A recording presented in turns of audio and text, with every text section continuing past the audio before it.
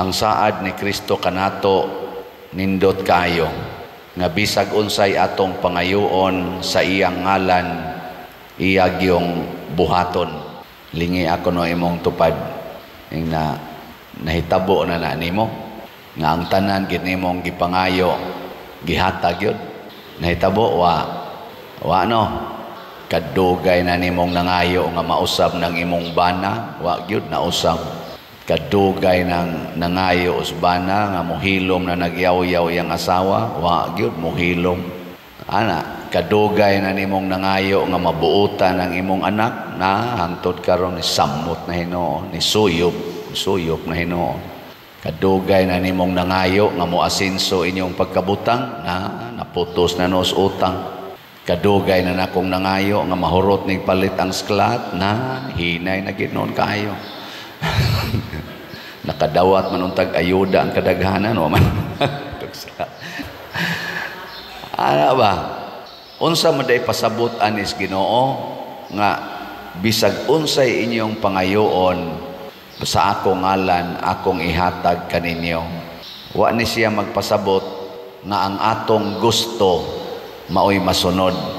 Kung mangayo ta bisag unsa ato gyung siguroon nga ang atong gipangayo gustos Ginoo. Kay ang gusto sa Ginoo nga malipay gyud ta. Mao ginay number 1 niyang gusto nga malipay ta, to share His happiness. Mao man bitaw nga ang una gyung gibuhat sa Ginoo nga tao didto gid niya gibutang sa paraiso. Kay ang gustos Ginoo malipay ta. Ang Ginoo sad mga igsoon nahibaw sad siya nga kun ang ato ganing pangayoon kanang atong gusto unya sukwahi nas gustos Ginoo magkalisod-lisod gyud ta. Ngiling ngay mong tupad ina wa ka magkalisod karon. Ngutana ba na wa ka magkalisod? Daghan kay natong naglisod. Ngano man kay ang atong gipangayo ang ato mang gusto unya kundi ra ba ihatag mamugos gyud ta kana bang gitawag og by hook or by crook. Kwaon ko gini sa maayo og sa dinautan nga paagi. Mao na kana rong nanagan sa politika nya gusto gyung makalingkod nya ang Ginoo dili gusto nga sila'y molingkod nya ilag yung pugson mao nang mangita gyud paagi manikas gyud moatake sa ilang kontra aron lang gyud ma-preserve magkalisod-lisod na sila nya dili ra sila mo'y magkalisod-lisod naglingkod man na sila position of trust and service magkalisod-lisod sad ang lugar nga ilang gilingkuran ang nasod nga ilang giatiman. Kumusta mga atong nasod ron? Nagkalisod o nagkaarang-arang? Tungod na kay daghan tag mga politicians nga naglingkod ron nga wa sila'y mandato sa tao. Dili sila mo igipili is Ginoo pero namugos gyud sila. Naidaghan diya gamit ang panikas panahos eleksyon, vote buying, graft and corruption o kanini ang dagdag bawas. Naana tanan di lang ta kapinpuin kay may sad kay na silang modipinsa pero ang timailhan magkalisod-lisod ang ilang gilingkuran. Ako sa akong nahinumduman sa nag midterm election man ta sa ato pa sa term sa presidente 6 years inighuman sa 3 years na ay midterm elections para sa mga positions nga tagtulo ka tuig Senate, Congress. Unsa may akong mahinumduman atong niaging tulo ka tuig ang sikat gyud kayo ato kana gyung siging hearing diha sa legislative departments nato, siging hearing, siging contempt, siging kana ganing unsay nga nang papriso ana ni resulta sa impeachment sa Vice President sa Congress, impeachment ito sa Congress, ni resulta sa pagpadala ni former President Rodrigo Duterte ngadto sa kanini ang sa tong na dito The Hague sa Netherlands sa ICC kadtong pagsigig bungkag atong lugar sa KOJC nagrally na gani ang Iglesia ni Cristo kay di na sila kauyon atong mga moves kining tanan nga nahitabo nga murag highlighted atong panahona sa first 3 years aning ato karong administrasyon, akong tanaw pulos ra gyud personal agenda sa mga partido. Gitawag na nato sa kotisyon pamulitika. Politika ra gyud ba? Dili para sa nasod. Unsa may atong problema sa nasod? Kagutom, kaning siging baha ug mag-uwan, porting baha, kining unemployment, kining drogas, kining atong mga immorality, kining ni ang graft and corruption, na di na gid ta ka kuha og mga dokumento diha sa publiko nga di ta mohatag og bayad. Kanang mga inana ba? Mao ni atong problema. Kining atong mga violence, pinatyanay, mao na atong problema. Mao na gikinahanglas mga tao nga naay peace and order, justice, ug naay development sa atong nasod. Dili nang pagsigig sakas utang sa atong nasod. Mao na diri sa atong unang pagbasa, sila si San Pablo gikasinahan kay ang mga Hudiyo sa una sad mga leaders pamulitika kaayo. Nanagani tao nga murag humot kaayos mga tao, ila dayong daoton niya kay si Kristo na humot mas mga tao, gilansang sa krus, gipatay kay murag mao ni mo puli nato da, pulihan tas atong pwesto ani, pamulitika kay ba? Pero si Kristo nagpadayon sa pagsangyaw.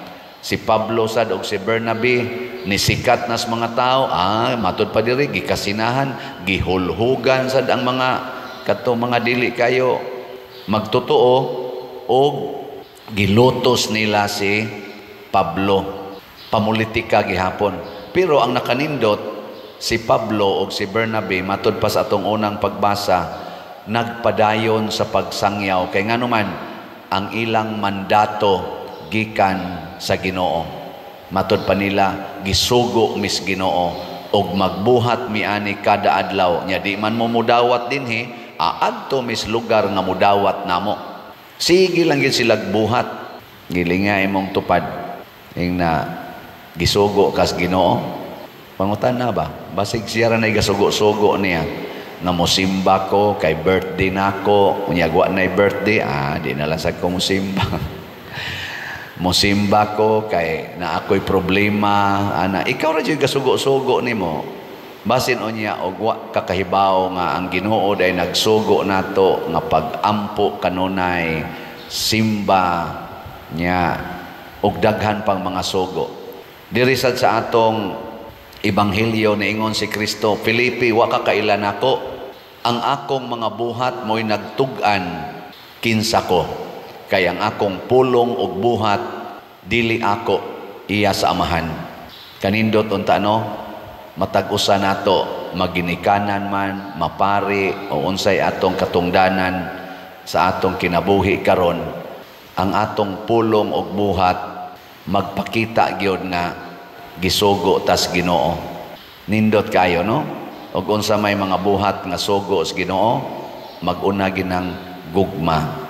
Ngilingi ana sa imong tupad ing na sige kag higugma everyday ing na in English sad ba ing na sige kag higugma everyday. Kinsa gid ninyo dinhi nga karon Sabado na marono, gikan atong Lunes lang, gikan atong Lunes wa gyud makayaw-yaw dito sa inyong balay ta sa kamot, kanang wa gyud nagyaw-yaw ba, sige ra jud higugma everyday.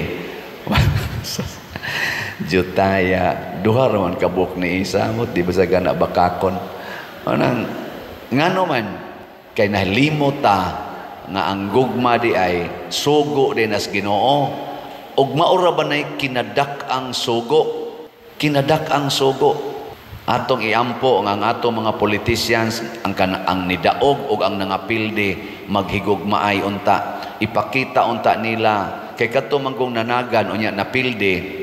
Di man sila kalimod nga ni-presentar sila sa ilang kaugalingon kunuhay as servants of our country. Pero doon nalay servants nga official na asay unofficial. Ang official servant sa atong country kadtong gipili panahos eleksyon, gibutaran sa mga tao. Kinsa may unofficial ang wa butari. Pero pulos na sila in quotation sangyaw kunuhay panahon sa kumpanya nga moalagad. Ang kuyaw ug ang napildi karos eleksyon, maghilom-hilom na lang din agyon mo alagad. Mga buangon mo, mga bakakon. Ug ang pinakangilad kung ang napili di sad mga lagad, magsige ra sag pangurakot, mosamot gyud kabuangon. Ako giordinahan ko isipari, badlunga ko ninyo kung dili nako magbuhat sa gisugo sa Ginoo nako, kay nagpa-ordain ko pagkapari tungod kay sugo sa Ginoo. Buwag mangay ko atong akong uyab, minyo ng tamiato, akong gibuwagan kay dili ni self-pity ang ako. Dili ni self-pity, ako lang yung gisulti ba kay sugo lagi sa Ginoo. Mo nang uwaw kay istanan kung sa akong pagkapari, magsigin ako paningkamot para sa akong personal. Ayaw na lang kong sulti-sultihi, ang imo na lang tupad lingi ay na tanaw ni mong Padersiano, pari pa na siya. Ingna ko no. Ingna ba? Pangutan ba? Kamo lang, chismisa lang ko ninyo. Chismisa ba? Ingna, tanaw ni mong Padersiano, pari na siya. Ang iyang mga pulong o ang iyang buhat, pari pa na. Kaya narabay mo comment aning ako, kining akong wali, maingon sila, unsa man ka pader, mura naman kag politisyan. Kaya maghisgot ko no kog politics. Ako lang ang gipahaom-haom ba ang atong ebanghelyo, ang atong pulong sa Ginoo ngadto sa sitwasyon sa atong nasod, kay naaman ta sa kanang kalibutan. Nya usahay sad magsikog hisgot aning slat, magsikog baligyag slat sama karon. Baligyaan ta mog slat kay daghan pa man kaini. Ang atong GHDP napay 23,495 ka slots, tag 100 pesos per slot. Nya di lang gyapon mo mupalit ani. Unsa man ning akong pagbaligyag slot para itabang sa atong simbahan ang slots, para sa mga kabos, para sa mga projects nato, mga bayrono nato. Unsa man nagpakita ba ni sa akong pagkapari o sa akong pagkahingwarta? Kamo na lay hukom. Unya kung nagpakita ni sa akong pagkapari, kay ako ning idapat, ato ning idapat para sa atong simbahan. Unsa may inyong buhaton sad? Isip mga anak sa Ginoo, mutabang mo, musuporta mo o magbaliwala lang, didma lang. Suporta o congratulations sa mga nisuporta, ato silang pakpakan. Praise the Lord. Kamong gasigig sunod nako, mga 250,000 naman yung subscriber nato sa YouTube. Congratulations sa inyong suporta, kaysa pagsige ninyong sunod kada adlaw inyong gipalambo ang pulong sa Ginoo nga akong gisangyaw kining mga homily, kining misa. Nya i-share ninyo, i-share. Sige lang yung share kada adlaw kay makatabang sad na siya to spread the good news. Sa una ang mga apostolis maglakaw-lakaw sila, magsige sila baktas. Init kayo, abog kayo, kuyaw kayo. Aron lang gyud masangyaw ang maayong balita. Karon mulakaw gyapon unya gamiton sad nato ang social media, i-share kaysa magsige lang tag-share anang ila dihang siging away anang politicians, siging pakita anang ilang mga lawas, mga laway kaayo, nya ganahan sa kitang mo share anang mga sugal nga naas internet, siging share anang sugal. Daghan na kayong nangabuang sa sugal, daghan na kayong nidool nako kay wa na mga kwarta tungod sa sugal, nakautang ang ilang bana, nakautang ang ilang mga anak tungod sa sugal. Luoy kayo. Mas may pagkini atong spread ang good news dinis atong humili. Mahala nagway lami usahay pero maoni ang makahatag og kalinaw og kalipay. Ikaduha, sa gugma kanigyong pag-antos. Ato ginang itudlo og puy-an ang pag-antos. Kay ang tao nga kamaong moantos para sa iyang isig ka tao, mao gyunay magpakita nga sinugo siya sa Ginoo. Katapusang lingi sa imong tupad ing na malipay kag paantoson. Mangutan ay na malipay kag paantoson. Malipay gid unta ta. Ug maunay atong pangayoon sa Ginoo. Ginoo, himo akong lig-on sa pag-antos. Muna si San Vicente Ferrer, si San Roque, San Isidro Labrador, tanan nga mga santos nga atong gipasidunggan, labaw na gyud ang mahal nga Birhen Maria ug si Hesus champion sa pag-antos, ug diha nato nakita nga sila sinugo gyud Ginoo tungod anang pag-antos. Ang sala mga igsoon di gina nato masulbad kun way pag-antos. Niay mo abot nako dinhi nagdepresyon, pader mura man ni gisaniban sa laing espiritu nya inig istorya ra nako, daghan kay sala, gapuyo-puyo, ga premarital sex, way rosaryo, way simba-simba, hangtod nagdepresyon, amura naggiyawaan nako balik sa pagampo. Unya ayaw pagsigig kahadlok anang pag-antos, antosa na. Sakit kaya kung lawas pader, antosa na. Mamatay na tingali ko, antosa na. Unyag mamatay ko pader, misahan ta na. Ana, simple ra ana. Sige kag reklamo diha, maura mangyapunay ending. Ana, nindot no. Unya daghan kay ni anhi dinhi ana sa akong kinabuhi nga isipari, daghan na kay ko gitambagan ang nisunod 100% kadtong niingon antuson ko ni pader, din ako mo reklamo 100% na nga usab yun ilang kinabuhi, malinawon kay sila karon. Wa mausab ang sitwasyon silang kinabuhi, pero ang ilang gibati na nga usab. Gani ang uban og di gyud uban kadaghanan sige na sagpalit na tog slat dinhi. Pasalamat sa Ginoo. Kay mosunod tas Ginoo lagi sa promise ni Kristo, basta sundon ko ninyo bisag unsay inyong pangayoon ako nang ihatag, ug unsa man gay nindot kay pangayoon, kalinaw, kalipay, katagbawan, bisan pag naatas taliwala sa kagubot o kalisdanan, ang kalinaw o ang kalipay, katagbawan o kabalaan sa kinabuhi, pwede ginang mahitabo. Nga naman, the peace, the joy, the holiness come from God, not from the world. Mo nang dili na ikahatag sa kalibutan, ang Ginoo ray mohatag ana. Bisan pag naakas taliwala sa pag-torture nimo, ang Ginoo pwedeng mohatag og kalinaw, the peace that the world cannot give. Kana bitang maghilak din hinako, muanhi din hinako, maghilak, iniglakaw ana, mag-smile na gid na. Kaya nga ako radyong itudlo, dawata na day, dawata na. Sus karon pa dir iniguli, tuwa na sa turo akong bana, hubog na sa turo, nya magyaw-yaw ra ba, mangulata ra ba usay, dawata na, smiling na kay siya. Nindot ng pader no, kana ra man day sikreto. Iglakaw, mingon ko, bunog yung karon. Pero nabunog siya nga malipayo na, di na siya suko. Si Kristo sad nabunog para nato nga malipayon, gani nangasamad siya from head to foot nga malinawon. Manindog ta.